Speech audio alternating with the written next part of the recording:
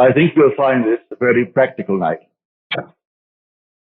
I must incorporate certain things that I might have missed through the years.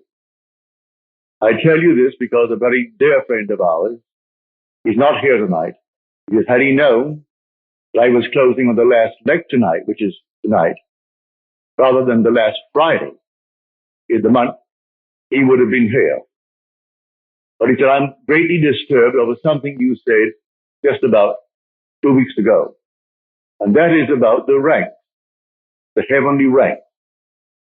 And he said, I will not give up my divine right, my power to anyone. I will not make others little that I may seem to myself superior. I said, I might have misunderstood you. And I wish you would answer this from your platform. I will get a tape from someone and hear your answer to my question. For I spoke of the rank, the spiritual rank. I will not retract one word. But you fail to see the difference between the individual and the state in which that individual was for that moment. There's a vast difference between state and the immortal you. The immortal man is God. Man is all imagination. And God is man and exists in us and we in him. The eternal body of man is the imagination, and that is God himself. God is playing all the parts. God alone acts and is in existing beings or men. There's only one actor in the world. There's only one author, and that is God. And that God of whom I speak is your own wonderful human imagination. That is the operant power in the world. If I speak of your God, the chances are you will think of an existent someone outside of yourself. But if I speak of your imagination, I am certain you will think only of yourself. Well, that is the God of whom I speak, playing all the parts. And the lowest part is the multiple tongue. You're not a linguist, but all speaking our language.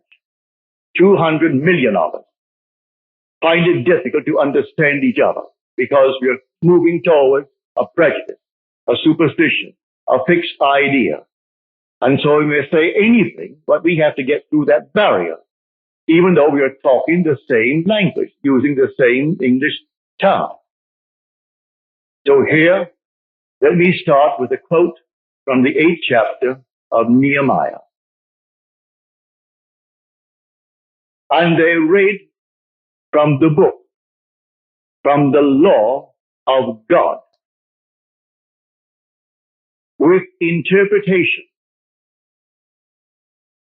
And the people understood the reading. They read it with interpretation, and the people understood the reading. Paul claims in his letter, the first letter to the Corinthians, you'll find it in the 14th chapter. I would rather speak 5 words in my mind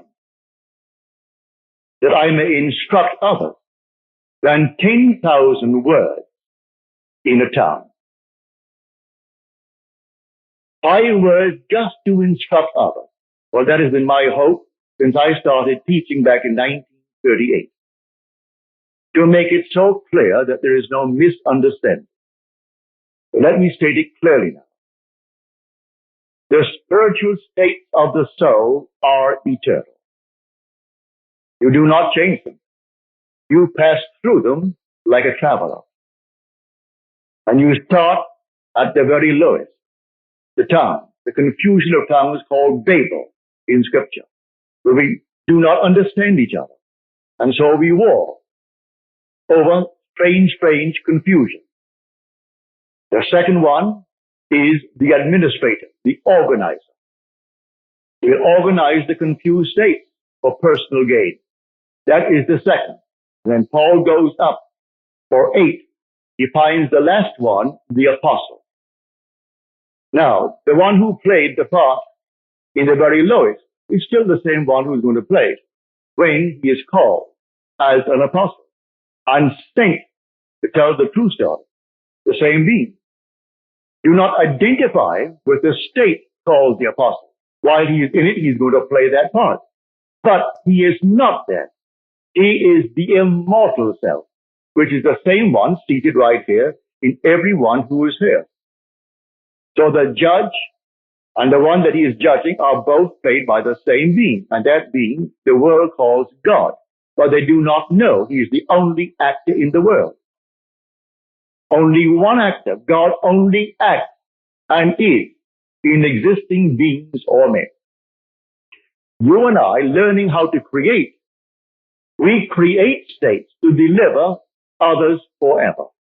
But what we can make, we can unmake. So we do not make permanent states. We create a state and take a friend out of what he was expressing and put him into the state that we create for him. So tell me what you want. All right. You named it clearly. It's up to me now to create the state and put you in that state. What would it be like if he were now what I wish he were? Try to persuade myself that you are that. To the degree that I am self-persuaded that you are, I have put you in that state. And in that state, while I am faithful to it and you are in it, you're going to externalize the contents of that state. But what I made, I can unmake. I cannot unmake the eternal state. These eternal states are all within the human imagination. They culminate in redemption. And redemption is preceded by apostleship. That's when you are called. And the word apostle means one who is sent. So I am finding myself in a state where I'm called. The night I was called back in 1929, I had no idea I had arrived at that state. But here I'm called into the presence of the infinite love. And it's man.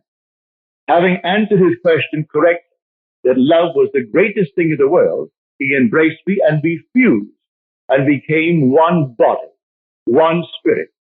For he who is united to the Lord becomes one spirit with the Lord. At that moment, it was not enough to be called and to be incorporated into the body of God, but to be sent on a mission. And I did not know that mission until it unfolded itself within me. And it took 30 years. 30 years later, suddenly it erupted within me, and the entire story of Jesus unfolded itself within me, casting me in the central role of the story. And then I knew who I am. Then I knew who the one called Jesus of the story really is. He is the culminating point of God in man. So when man actually completes the journey and comes to the fullness of it all, he discovers he is the one he's been seeking all through his journey.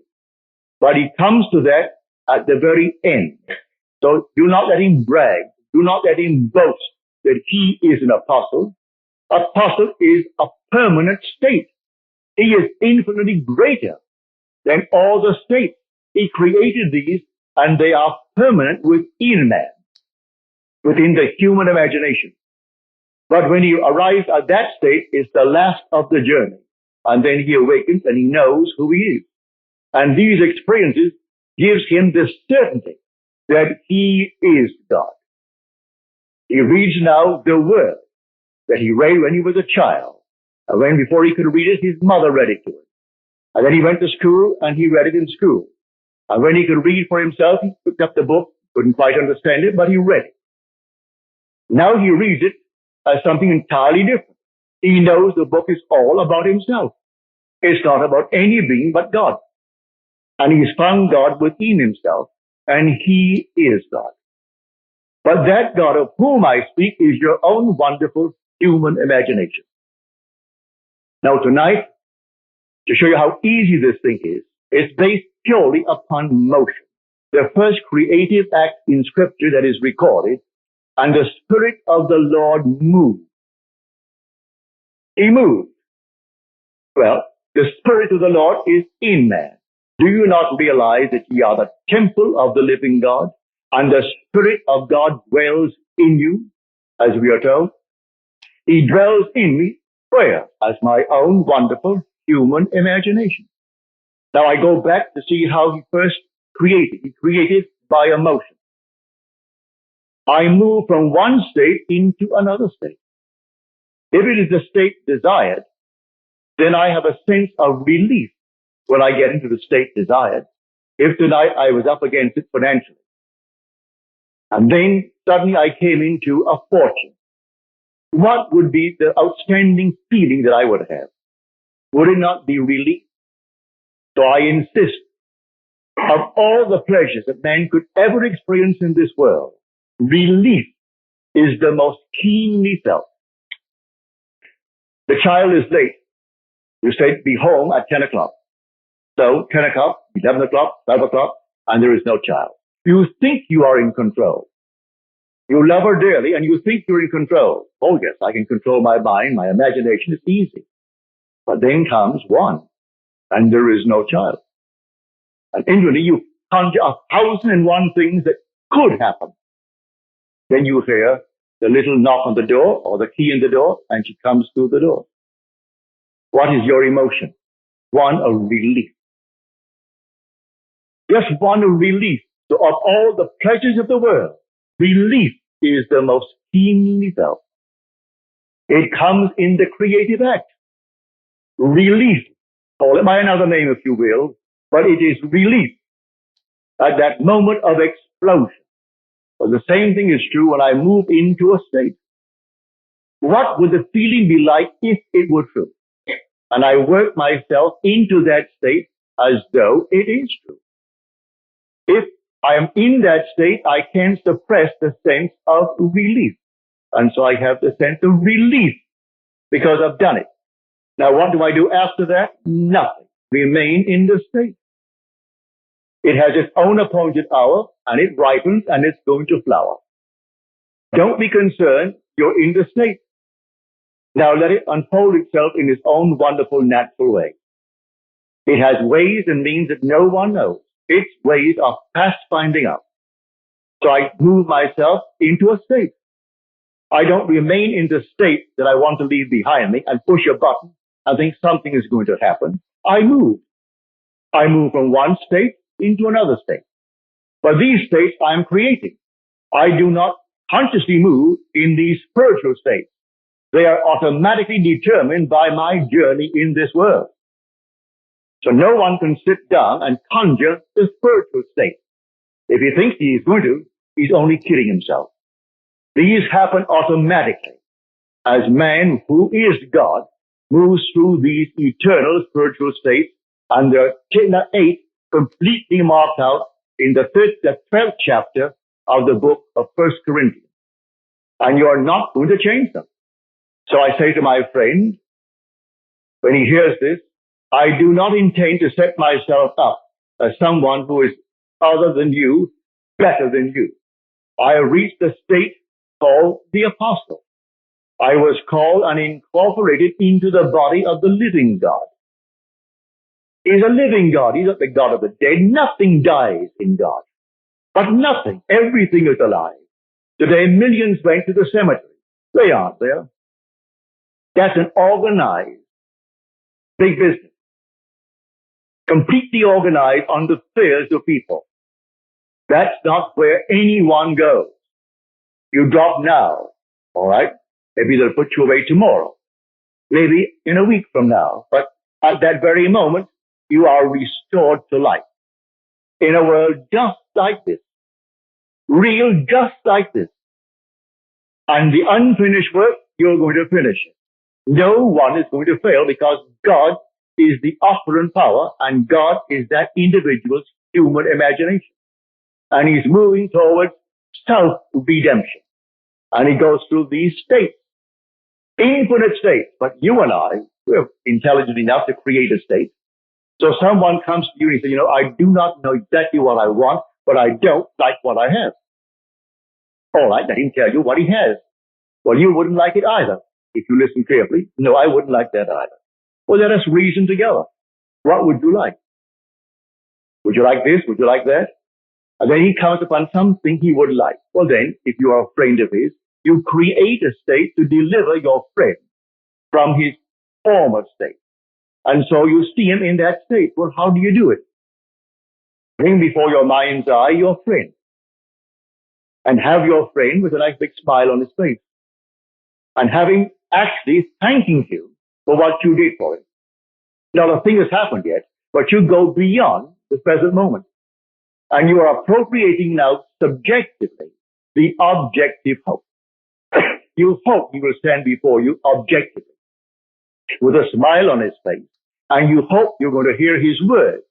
And the word you're going to hear is, oh, thank you so much. It worked just like a charm. When I saw you the last time, I was up against it. Today is simply rolling and rolling in my direction. Everything is perfect.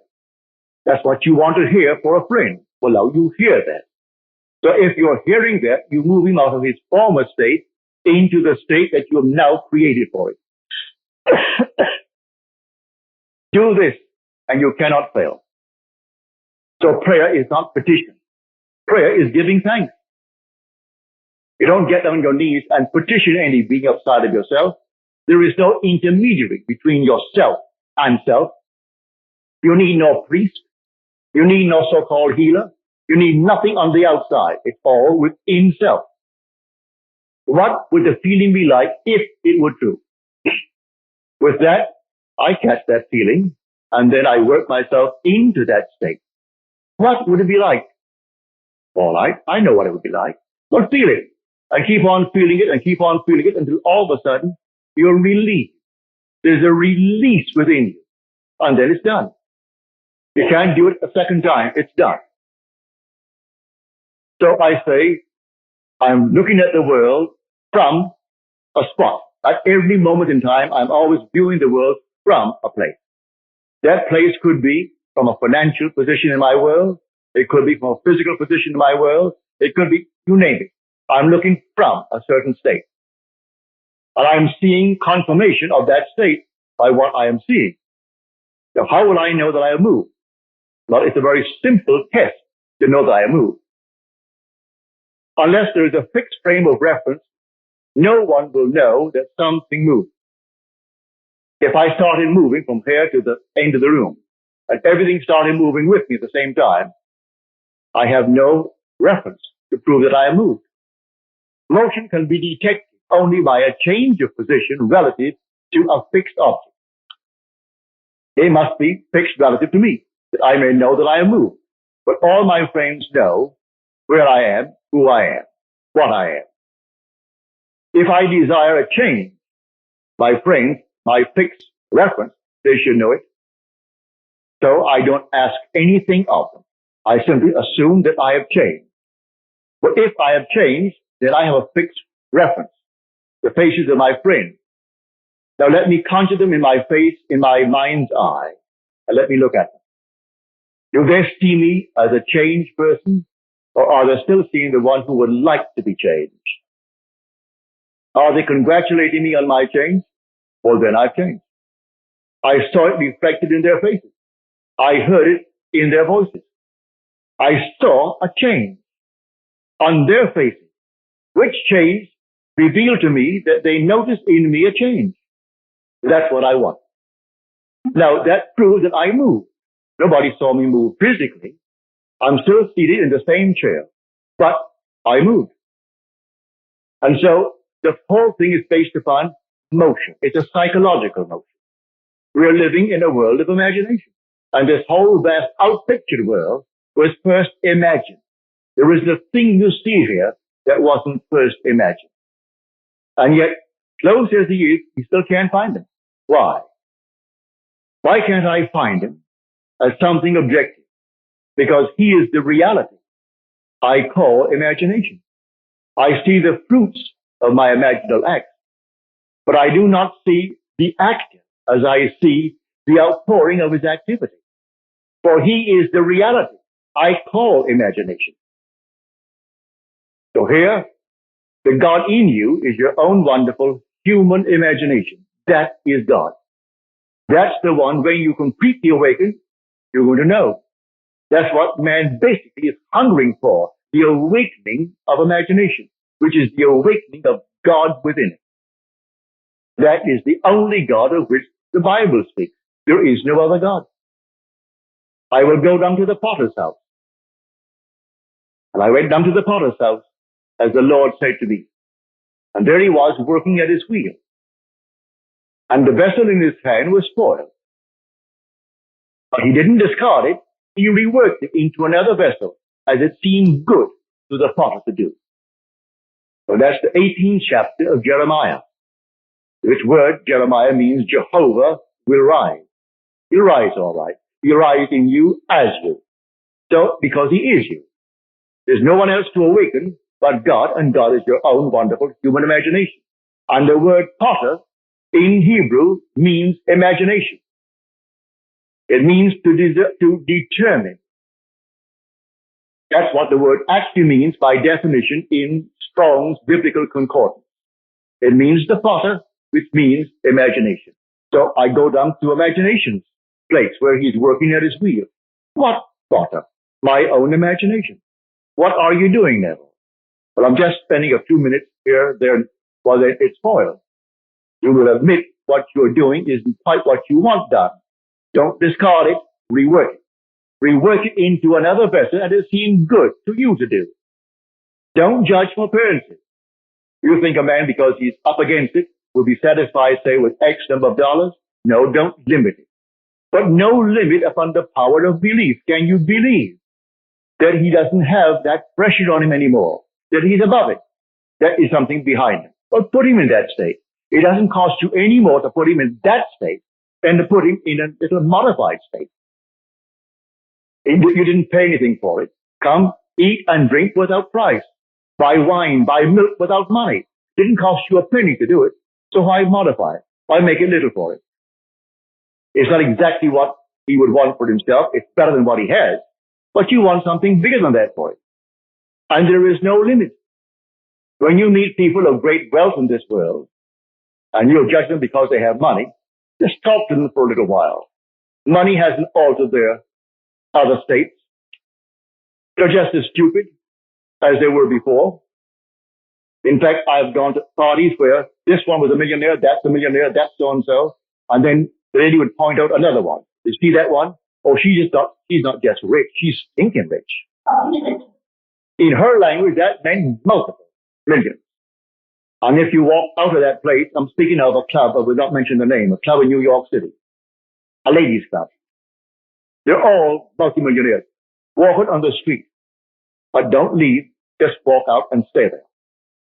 And then watch them come out after their big heavy lunches and their 3 or 4 martinis or whatever it is, and watch them. And if you didn't know these are members of that club with all the millions in the world, you would say to yourself, poor soul. Poor soul. You would think maybe they came out, they're cleaning up after the guests left. That's exactly what they look like. But they feel they don't have to put on anything because they're above it all.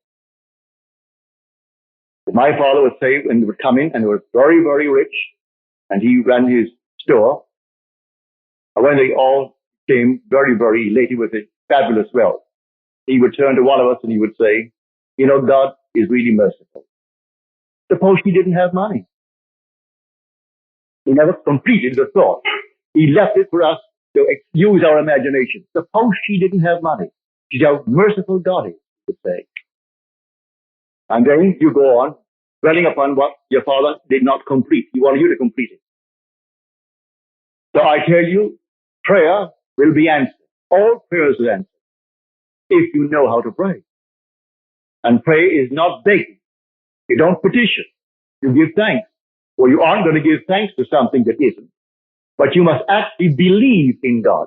As you're told, he who comes to God must first believe that he exists and that he rewards those who seek him. But you must first believe that he exists. Read that in the 11th chapter, the 6th verse of Hebrews. All who would come to God must first believe that he exists. Well, I know he exists. I hope that everyone here knows he does exist. But as Blake said, why stand we here trembling around, calling on God for help, and not ourselves, in whom God dwells? So why turn on the outside to call upon a God when he dwells in me? What he dwells in me is my imagination. So I will commune with my own imagination until I am satisfied that it is done. And you get into the habit of feeling that it's done, the feeling of relief. And then you go about your business and let it take its own course. It will take its course and it will come out perfect. So you don't beg anyone. You don't petition anyone. And it has nothing to do with so-called holiness. That is such an abused word. He is a holy man. May I tell you, if anyone introduces you to a person as a very holy man, turn and run. They'll fleece you. I'm not fooling. They come over here from India. No, you see them on the TV. Next thing you know, they're getting $500 for a special course. And people who have more money than brains, they pay all of them off to India he goes with his multiple fortunes that he's simply taken from those who aren't given to thinking. So money doesn't care who owns it. So they have it, and so they'll give it out to anyone who is called a holy man. Well, I have had my experience with these so-called holy men. One little fella, you all know him, you saw him on TV. And some reporter asked him, why do you advertise so much? You're always advertising, building up your own little personality. And Jesus never did. And in the little high-pitched voice of his, he started laughing. He said, that's why it took him so long. Well, I mean, after all, you sit down in your living room and you turn your little set on to listen to that nonsense. But people do it, and they're paid him for it. Now here, may I tell you, you have everything that it takes to be the man, to be the woman that you want to be. Don't pass the buck. You have it right here this very night. Know what you want to be. Be definite. When you know exactly what you want to be, don't ask anyone if it's possible. You simply feel that you are it. What would the feeling be like if it were true? Would my wife, my husband, my friends know it? Let them know it, not verbally. Let them know it all in your imagination. Let them see you as they would have to see you if it were true. Let them see you. And go to sleep in that assumption. For I know from my own experience that an assumption, though denied by my senses, and therefore called by the world false, if persisted in, will harden into fact. That I do know. An assumption, the same simple little assumption. If you will persist in it, it will harden into fact. That is a law. How else would you interpret this statement from the 11th chapter of the book of Mark? Whatever you ask in prayer, believe that you have received it and you will. How are you going to interpret that? Whatever you ask in prayer, believe that you have received it and you will. No limit is placed upon the power of belief. It doesn't even say it has to be good for you. It leaves you entirely free to make your choice and take the risk. Because when you reap that state, you're also going to reap the consequences of that state. So take your choice, but also be willing to take the consequences of the state. And you could go through life just simply knowing your only state. You see a person in the gutter today, he need not be in the gutter forever. Take him out of the gutter in your mind's eye. There was a friend of mine, Freedom Barry, that I sent to San Francisco to teach this law. He hasn't had the experience of the promise, so he can't teach the promise. But he teaches the law.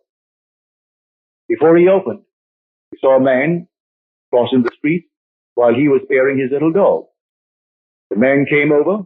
First of all, he passed nice complimentary thoughts about the dog, which Freedom enjoyed. And then he said, could you let me have a little money? And Freedom said, I'm sorry, but I do not have any money. The man was very nice about it, a gentleman evidently, and he went his way. And Freedom, before he made one step, he remained right there on that sidewalk and saw that man gainfully employed. He said to Freedom he hadn't worked. He was out of work. And Freedom saw him gainfully employed and felt the thrill of his employment. A month later, Freedom is out walking the little dog. And this man crosses the street, comes over to Freedom. He said, I don't suppose you remember me. And Freedom said, oh, yes, I do. Very well. He said, well, I want to thank you for not giving me money 1 month ago when I asked you. Had you given it to me, I'd be asking you for money today. But I got so mad with myself to be placed in that position to ask a total stranger for money. I went home determined I'm going to get a job. He didn't know what Freedom had done. But Freedom did that, which pushed him out of that state of asking for money into a state of earning it. He went out the very next day after he met Freedom and got himself a job that paid well. He said, I'm on the job that I got the day after I asked you for money. I'm still on it, and there is room for growth in that job, and I'm sticking with the job. So again, thank you for not giving me the money. If Freedom had done what most people would do, would have walked away and said, no, I don't have any money for you, or I don't have money, without explaining why. But Freedom did something about it. He put the man in an entirely different state. Having put him in a different state, the man got a job the very next day. So I say to anyone, you can try it. Don't pass the buck and help everyone in this world. You create states to deliver individuals evermore. These are states that you create, and you can drop them. But the other states of which I spoke earlier, the spiritual states of the soul are forever, and no one's going to change them. But to make myself clear, when you are in the final state of the apostle, it doesn't mean you're better than you yourself when you're in that multitude of confusion. For God was playing that as he's playing the state of the apostle. But God is above all states. And you are God. So you're not an apostle forever. You play that, and that's the final part of the journey. And you come out redeemed when you hit that state. And you know that you are the apostle because you're sent. And the apostle is one who is sent. It's only then you know you've been chosen for a definite reason. And you're sent to tell what's going to happen to you. For then 30 years later, in my case, it happened to me that I could then speak with authority. I was not quoting anyone. I was not in any way speculating or theorizing. So when I tell you David is the Christ, I speak from authority, from experience, and therefore I speak with authority. When I tell you he is the only son, which is a resultant state of the journey you made through those eternal spiritual states. And when you hit the last one, you are born. Listen to these words. In the King James Version and Margaret's Version and others that I have at home, it's correctly translated. The Revised Standard Version, the New English Version, have added a word that confuses the entire thing. This is now the 8th chapter, the 11th verse of Romans. If the Spirit of him who raised Jesus from the dead dwells in us, he will also raise Christ. Two entirely different ones. But if you say also raise Jesus Christ, you're going to confuse the entire thing. So the King James Version leaves off the word Jesus when it comes to the second raising, which is Christ. And it happens just like that. Jesus comes first. It's the I am of man. That's the Father. He is awakened first. 5 months later, then comes David. 139 days after the Father awakens within the sepulchre. Then comes an explosion 139 days later, and then David stands before you. He is the resultant state. Now, when you read the Bible in the future, I hope you all will, always bear in mind the characters mentioned there and depicted there are not individuals as you and I are. They are states of consciousness from Adam to the very end. These are all states of consciousness.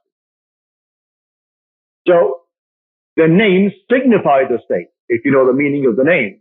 But do not think when you use the word Abraham, you're speaking of a man.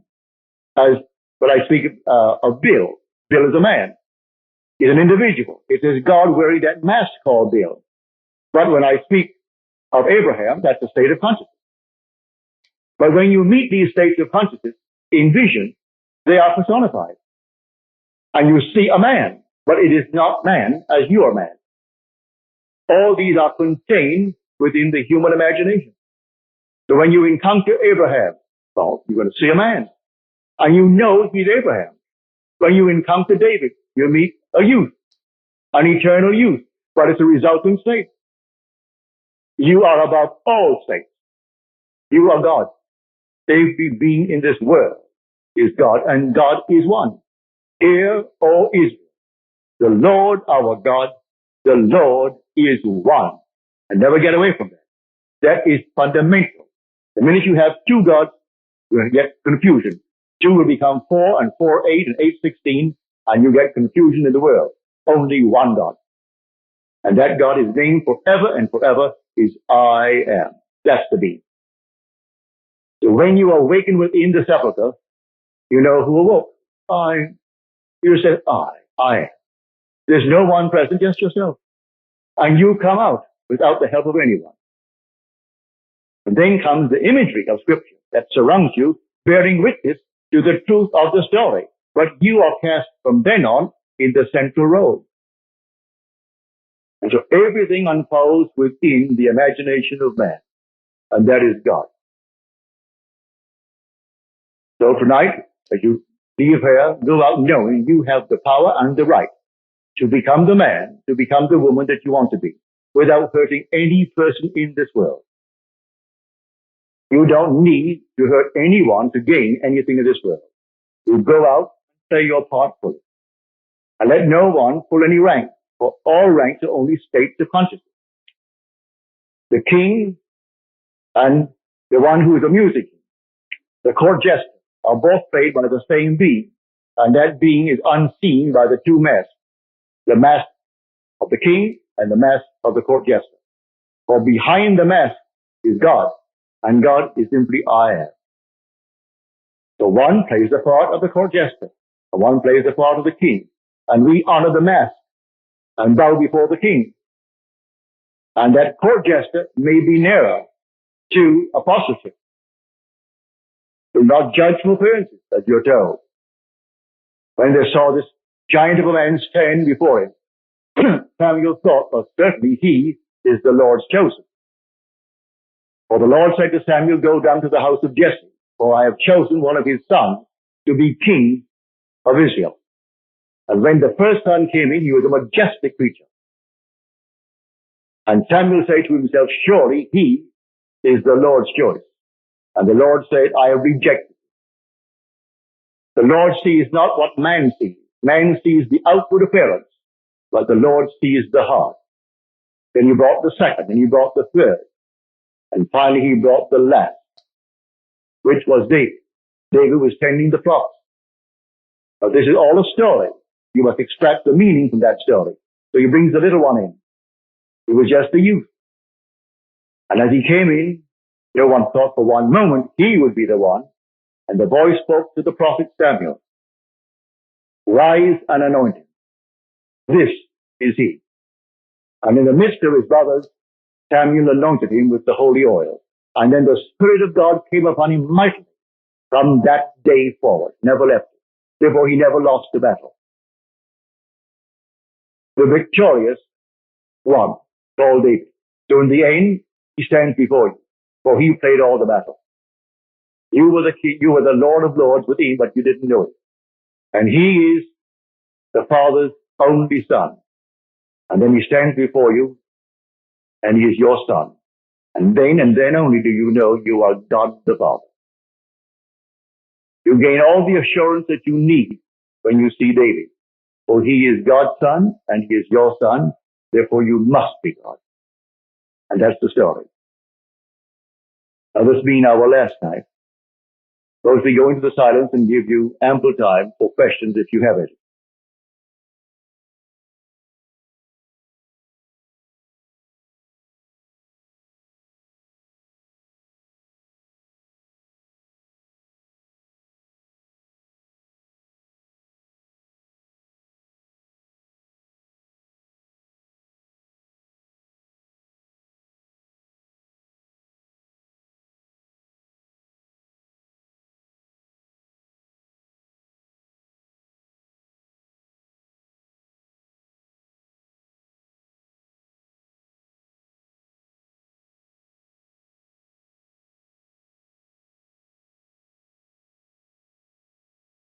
Good. Harry, I didn't see this. I could have used it an hour ago.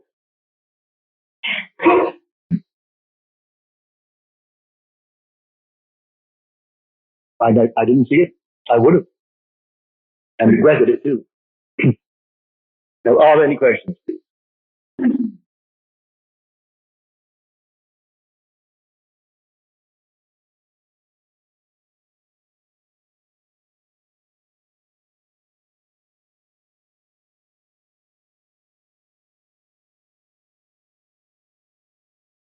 Yes, my dear. You carry with you your memory. Even though the body is now, well, those that I've seen so many, including my parents, say that my mother died back in 1941. It was just about a month before Pearl Harbor.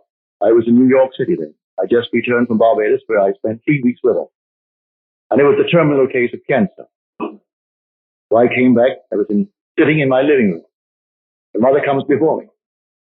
And she was a girl, beautiful blonde, as she was, as a young woman, blonde, blue eyes. And mother is before me, sitting under an arbor. She was passionately fond of flowers and a beautiful garden. She's under this arbor, brushing her hair. But she wouldn't talk to me. And then I sat and I wrote my sister a letter saying, I've just seen mother. And mother is a most beautiful young woman of 20 years of age. And I took that to mean that she had recovered. But that was the very moment that my mother departed the world. But when I got my sister's letter that came back to tell me, that was the hour, allowing the difference in time between New York and Barbados. And that was exactly when mother closed her eye, and that was it. But she instantly appeared to me in New York City, 2,000 miles away, not as the old person. She was only 61 when she died, but she looked much older because she was in such pain for the longest while. Mother must have looked, well, you can't name it. She was so old, and she lost so much weight. She was a little tiny shrunken thing when mother was not given that way. But I saw her at 20. My brother Lawrence, who died at 62 or 63, he was going on 63. But I saw Lawrence, he was about 21, 22. My father, same thing.